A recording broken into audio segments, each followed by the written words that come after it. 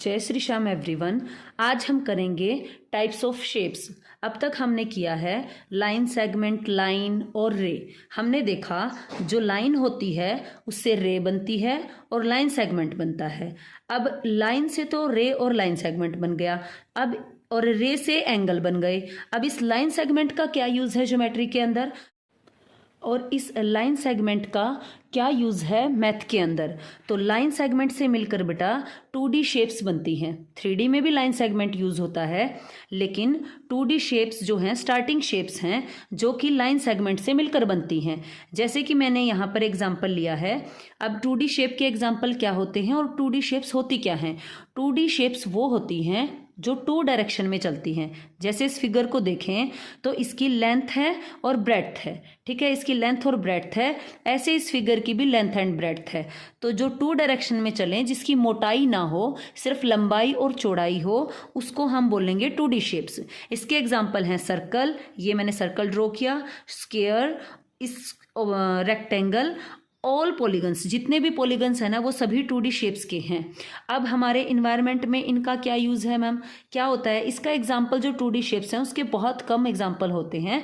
जैसे कि ये सेविंग ब्लेड है, ये हमारे पास में है 2D शेप का। इसकी जो है लेंथ और ब्रेड्थ है और क्या नहीं है, इसकी हाइट नहीं है, इसकी मोटाई नहीं है। ये जो नोट हैं, ये नोट होते हैं, ये भी 2D शेप के एग्जाम्पल हैं और इसमें लेंथ और ब्रेड्थ होती है लेकिन इसकी मोटाई नहीं होती। कुछ mm में होती है इसकी मोटाई, लेकिन वो जैसे है, अगर हमें समझना है 2D शेप को तो उसमें यही होता है।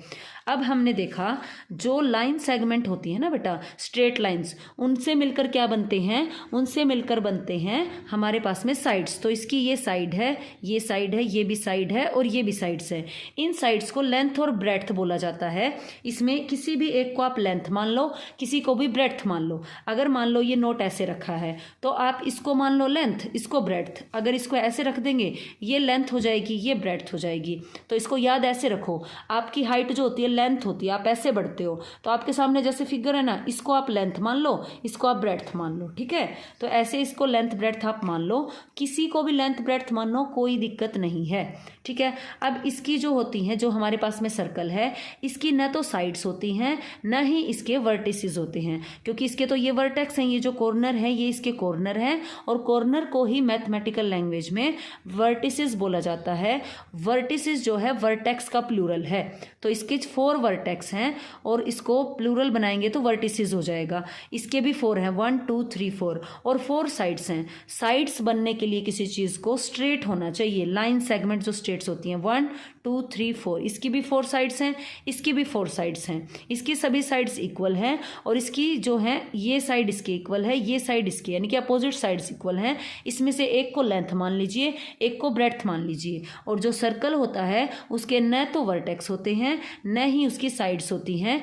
क्यों, ऐसा क्यों होता है, क्योंकि सर्कल एक प्लेन शेप है। प्लेन शेप तो ये भी है और ये क्या कहती है, ये एक पॉइंट से शुरू हुआ, मान लो यहाँ से शुरू किया मैंने इसको कर्व बनाना और ये इसी एंड पर आकर क्या हो जाती है, ख़त्म हो जाती है। तो it has no sides, no vertex.